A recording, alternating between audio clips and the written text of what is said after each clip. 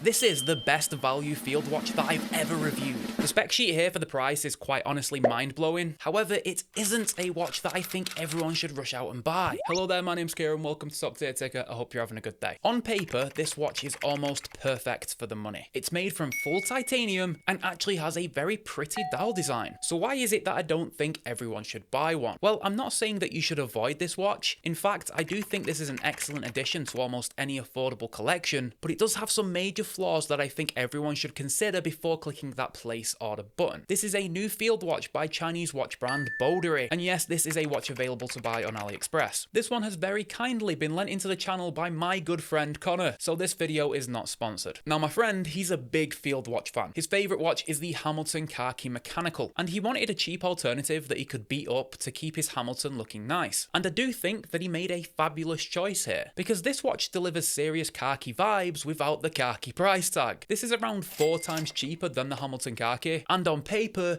it actually has a better spec sheet. But how does that actually translate to real life? Let's take a closer look. So I'm going to give you a quick review of this watch, and then we'll go through the 3 big problems that I have with it. Boderry calls this the Landmaster, which I believe is the name of this car that they've engraved on the case back. I could be wrong about that, I'm not a big car nerd, so let me know down in the comments. But generally, I think that is a cool name for a field watch, the Landmaster. The whole idea, obviously, is that this can conquer anywhere on land. Now this watch features a full titanium construction. Indeed, the case, crown, bracelet and clasp are all made from titanium here. Now I don't think the case back is made from titanium because I think that might compromise the water resistance, but the rest of the watch definitely is, and you can feel that because this watch is incredibly lightweight here. Now the silhouette I think is classic field watch. It's very similar to the Hamilton Khaki mechanical in that it's got very long straight lugs and the side profile doesn't have anything fancy, it's just a slight curve. Now this watch does look like your typical titanium watch because it has a sandblasted finish. However, this watch is seemingly much darker than other titanium watches that I've reviewed in the past. I think it's probably the darkest titanium that I've ever seen, which might just be covered in the problem section of this video, so stay tuned. Now in terms of sizing here, we are coming in very similar to the Hamilton Khaki mechanical. This watch comes in with a 38.5mm case diameter. Lug to lug here is 48mm, and then the case thickness is just under 13mm. Now this watch definitely wears larger than that 38mm case suggests, mainly because this does have really long lugs and they are quite straight too. However, because this watch is made from titanium, it is incredibly comfortable on wrist. And I often say a full titanium watch like this can often feel like plastic. So yes, it is lightweight, but that also comes with the trade-off of feeling a little bit cheap. Now, as mentioned, the bracelet and clasp are also made from titanium here. We have a H-link construction that has this raised center link, which is a strange choice given that this is titanium because it'll likely scratch a lot easier. And this bracelet tapers from 20mm up at the lugs to 18mm at the clasp. Speaking of, we do have a milled scissor with a double push button deployant and only 2 levels of micro adjustment here. However, because this watch is so light, that really shouldn't be an issue. But we do have drilled lugs on this watch, which I think is very important because I think the best way to wear this watch is probably not on the bracelet. But we'll cover that towards the end of the video in the problem section. Now, the movement inside here is your classic Seiko NH35, what you find in pretty much every micro brand watch at this point. Beats at 21,600 vibrations per hour, has a 41-hour power reserve, and typical accuracy is -20 to +40 seconds per day. And this particular one is running at just +8 seconds a day, so my friend got extremely lucky here. I will give props to Boderry for integrating the date wheel well. Sometimes they can stick out like a sore thumb, but here it looks good. But one area that I'm extremely impressed is with this crystal. This is one of the best crystals that I've ever seen on a watch, full stop. It's a highly boxed piece of sapphire, and it even has a slight dome to the top of the sapphire too. Clarity here is exceptional. I suspect that's because we've got a white dial here, so reflections aren't as noticeable, but this crystal just looks awesome from every angle. You get some stunning distortion, and it just has that cool vintage look to it. Now, I'm really thankful that this sapphire is so clear because we get to see this dial in all of its glory. This dial has a slight grained texture to it, almost like a sandy finish, and then the Arabic numerals are printed on a slightly raised surface, so that black does really pop against the white dial. I also really enjoy the nice pop of colour here with the orange hands and indexes, and I think everything on the dial here contrasts well and offers some great legibility. Now these are syringe style hands, they're black in construction, they feature lume in the centre. Now Boderry claims that this watch uses tubes of lume. Now it's honestly hard to tell exactly what's going on here, but the lume is orange and it does need to be charged. So having the a lume in tubes here is just a gimmick. Typically when tubes are used for lume, it's when they're holding tritium, which doesn't actually need a charge to glow, but it needs to be contained within the tubes because it can be radioactive. So the tube thing here is cool to look at, but realistically it's just a useless gimmick. And although the lume is very strong at first,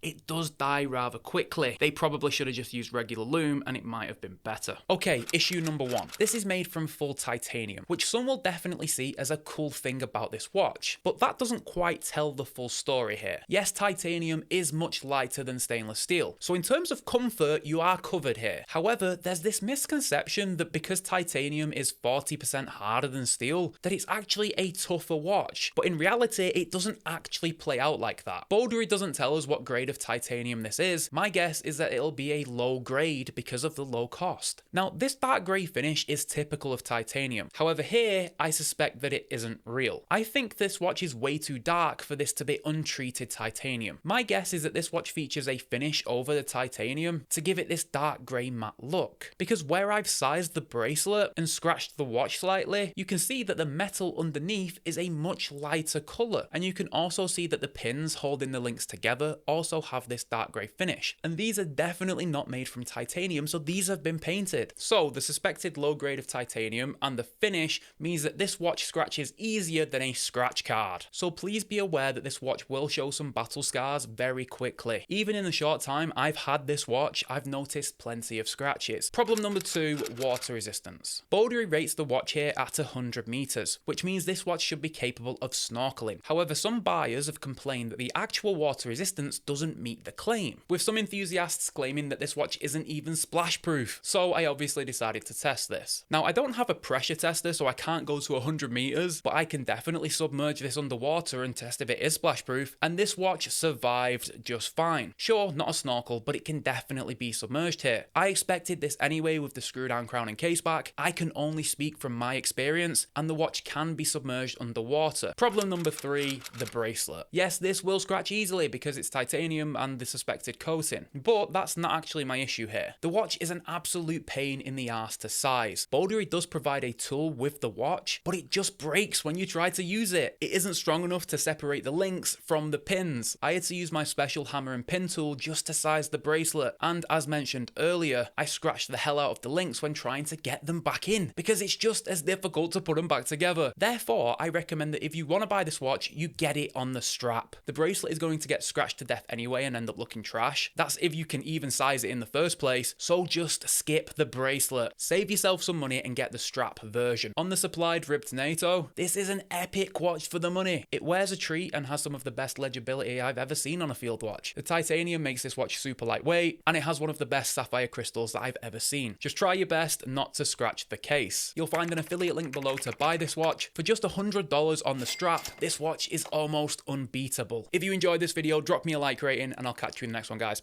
Bye for now.